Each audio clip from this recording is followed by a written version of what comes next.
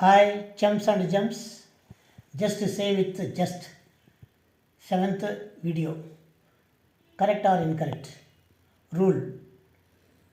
ఎయిదరు neither మాత్రము either కానీ neither కానీ ఏదో ఒక వర్డ్ ఉంటే ప్రొనౌన్స్గా ఉంటాయి అవి. అప్పుడు వాటిని సింగులర్గా తీసుకోవాలి, వర్బ్ కూడా సింగులర్గా ఉండాలి.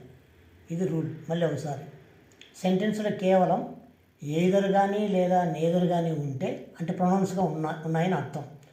ఉన్నప్పుడు వాటిని సింగులర్గా తీసుకోవాలి, వర్బ్ కూడా సింగులర్లో ఉండాలి, సింగులర్ వర్బ్గా ఉండాలి. ఇప్పుడు చూద్దాం.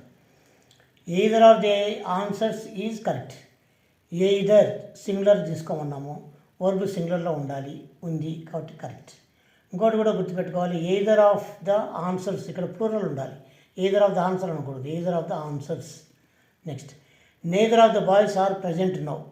నేదర్ సింగులర్ కదా, నేదర్ సింగులర్గా ఉన్నప్పుడు వర్బ్ సింగులర్లో ఉండాలి, ఆర్ ఉండకూడదు. ఏముండాలి? ఈజ్ ఉండాలి. సో ఇది incorrect. Next, or either of the boys present.